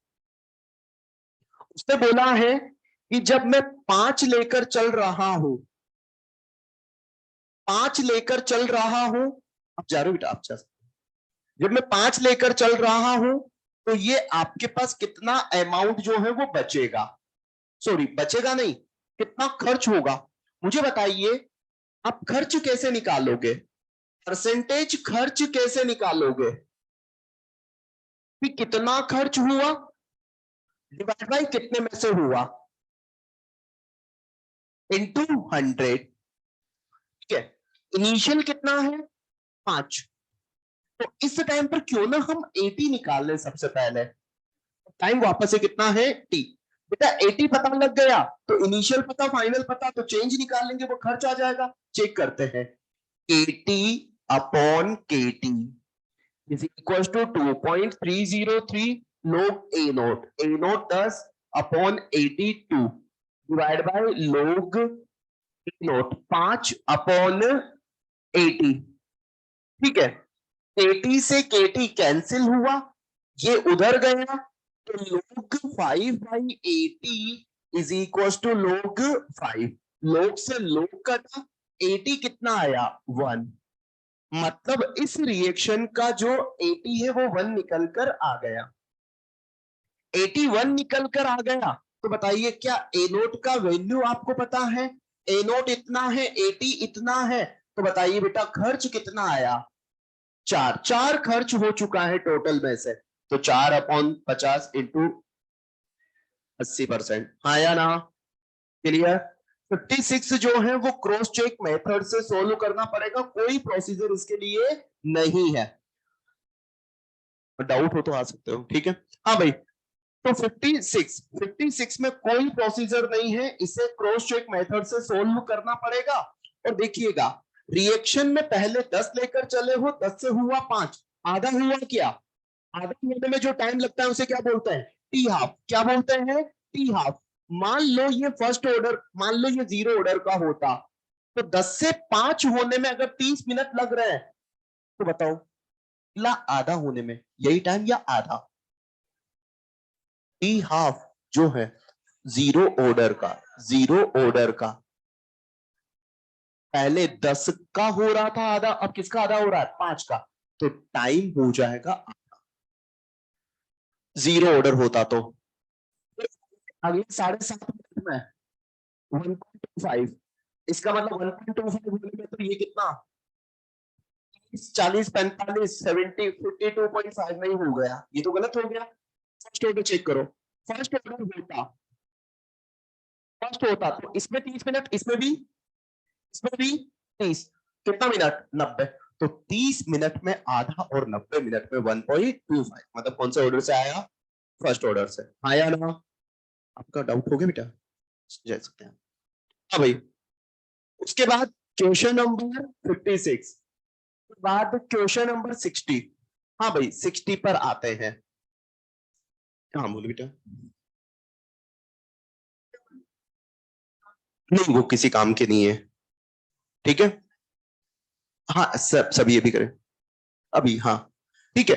अब चलो क्वेश्चन नंबर 60, 60 में आपको फ्लास्क 1 और फ्लास्क 2, बस इसके डेटा ढूंढना बता रहा हूं, काफी सारों को डेटा ढूंढना नहीं आया। ये इनिशियली 1 था, बाद में 0.25 मोलर हो गया। इस वाले में पहले 0.6 मोलर था, बाद में 0.3 मोलर हो गया। ये आपको 8 घंटे दे रखे हैं और ये टाइम पूछा है, कर लोगे? पहला टी दे रखा है, दूसरा टी के बारे में पूछा है, केटी का रेशियो ले लो। K T is equal to 2.303 log A naught upon 80, K T is equal to 2.303 log A naught upon 80। A naught 80 दे रखा, ए नोट 80 दे रखा, एक टी दे रखा, दूसरा टी निकल जाएगा, ठीक है? चलिए क्वेश्चन नंबर 76, 76 एक सिंपल सा क्वेश्चन है, टी हाफ दे रखा है, टी हाफ देकर आपसे के पूछा है, तो T half is equal to 0.693 upon K, तो के कितना हो जाएगा? 0.693 upon T half, T half 20 है क्या? यही है ना क्वेश्चन 76, यही है ना? टी हाफ देकर ये पूछा है, तो बताइए बेटा 0.693 अपॉन, इसको तो सोल्व कर लो बेटा, कर लोगे ना? Question number 76। चलो क्वेश्चन नंबर 80 की बात करते हैं।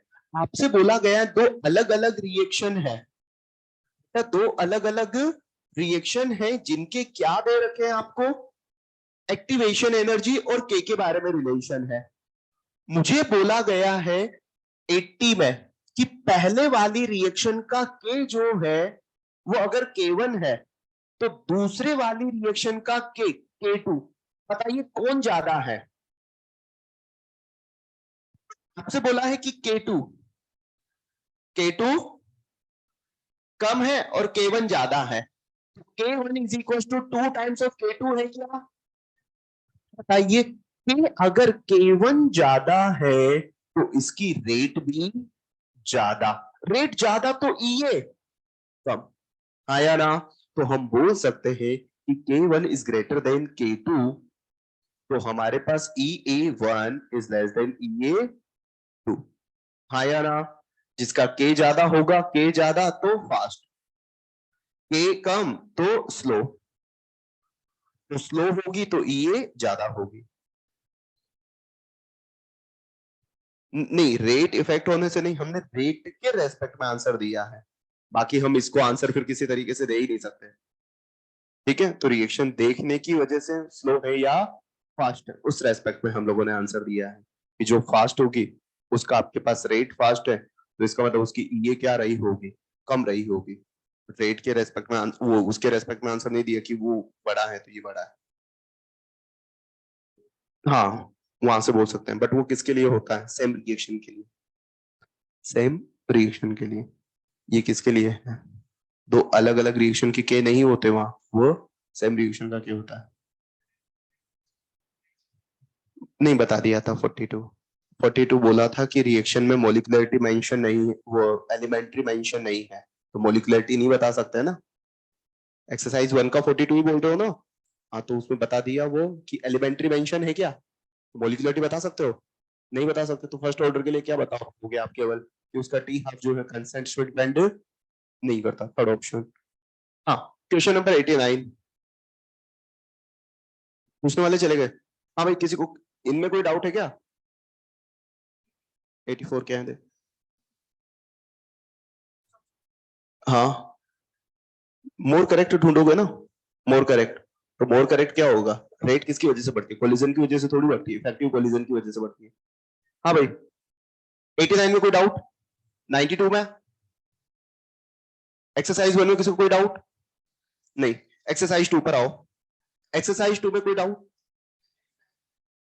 16। 16 एक रिएक्शन जिसमें इक्वल एनर्जी ऑफ एक्टिवेशन है, ये फॉरवर्ड और ये बैकवर्ड बराबर, डेल्टा एच बराबर होगा 0।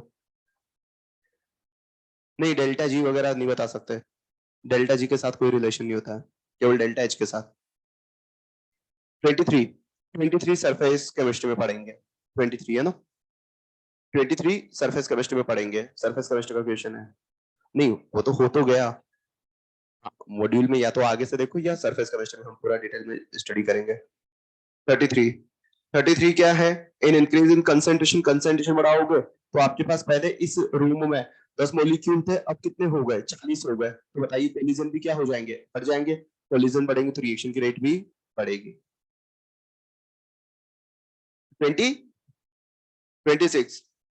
26 में क्या है, the correct difference between first and second order, the rate of first order reaction does not depend on reactants concentration, बिल्कुल गलत है। उसके बाद half life of first order reaction does not depend on A not, सही है। The half life of second order does depend on A not, second वाला सही है।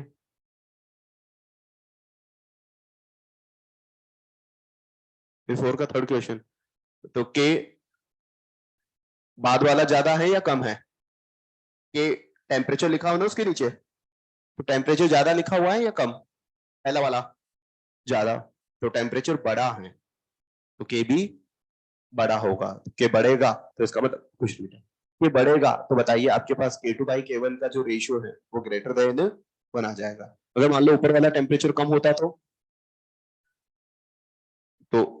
तो के क्या हो जाता, कम, लेस देन 1 आंसर आ जाता। ठीक है ना, टेम्परेचर बढ़ेगा तो के बढ़ेगा, तो ज्यादा टेम्परेचर पर के भी क्या रहा होगा, ज्यादा, तो ज्यादा अपॉन कम is equal to greater than 1। Exercise second में, एक्सरसाइज सेकंड में कोई क्वेश्चन, एक्सरसाइज थर्ड में कोई क्वेश्चन। 26। 26 कौन सा सड़ता क्वेश्चन आ गया जो बार बार ऐसे पूछ रहे हो आप लोग। For an chemical reaction chemist to try to find out the feasibility of a chem for any chemical reaction, chemist try to do find out the feasibility of a chemical reaction which can predict by thermodynamics, speed of reaction, extent to which। नहीं, ये तो सारे सही है ना, सारे तो सही है ना, सारे सही है तो। हाँ भाई, नहीं ये तो दो तो हम लोग बात कर ही चुके हैं कि आपके पास क्या होगा, अरे भाई केमिस्ट अगर कोई दवा देगा तो वो कम से कम ये तो देखेगा ना भाई दवा असर करेगी नहीं करेगी, पता चली दवा दे दी उसने घुली नहीं, खाया जा रहा है खाया जा रहा है, दवा ऐसे निकलती जा रही है। अरे भाई रिएक्शन होगी तब आपके पास फिजिबिलिटी देखेगा, साथ में रिएक्शन की रेट देखेगा, पता चला दवा का उसको बीपी की प्रॉब्लम थी, हाई बीपी था, उसे फटाफट से कंट्रोल करना था, दवा ऐसी थी तो 4 दिन बाद असर करती है। ठीक है, सेवेंथ वाले में आपके पास जो है वो बिल्कुल सिंपल सा है। सेवेंथ वाले में मोलिकुलरिटी जो है, ये रिएक्शन हाइड्रोलिसिस वाली रिएक्शन जो है बाय डिफॉल्ट एलिमेंट्री होती है, तो बायोमोलिकुलर हो जाएगी। कोई क्वेश्चन?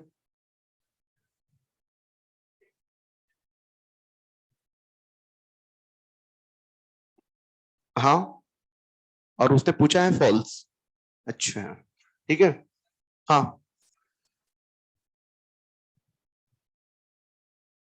हाँ, किसी पर्टिकुलर कंसेंट्रेशन पर रेट निकालने का हमेशा फॉर्मूला है रेट लो।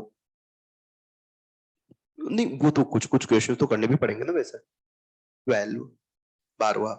देखो, एक एक सिंपल सी बात है, जितने भी फर्स्ट ऑर्डर के टी हाफ है ना, वो देकर किसी दूसरे टाइम पर आपको अगर क्या पूछ लिया जाए बचा हुआ अमाउंट इनिशियल इतना है, तो उस टाइम पर हमेशा ये देख लो कि वो टी हाफ के मल्टीपल में है या नहीं है। बताओ, ये टाइम टी हाफ के मल्टीपल में, अरे कुछ नहीं, टी हाफ के मल्टीपल में है या नहीं है? 6 टी हाफ है। अरे नहीं बेटा, खुश हो। आप लोगों के साथ आशीर्वाद ऐसे ही यार, पैर मत छुआ कीजिए, आप लोग है ना छोटे भाइयों की तरह है, आप लोगों के साथ। हाँ, ठीक है। हाँ, तो बताओ, यूं नहीं कह सकते भाई आप इतने जवान हो। हाँ भाई, तो हाफ लाइफ जो है वो 4 घंटे है और टाइम कितना है? 24 घंटे। 6 टी हाफ है क्या? तो इसको 6 टी हाफ के बराबर टाइम तक चला लो, अपने आप से आपके पास अमाउंट निकल कर आ जाएगा। जैसे अभी 200 ग्राम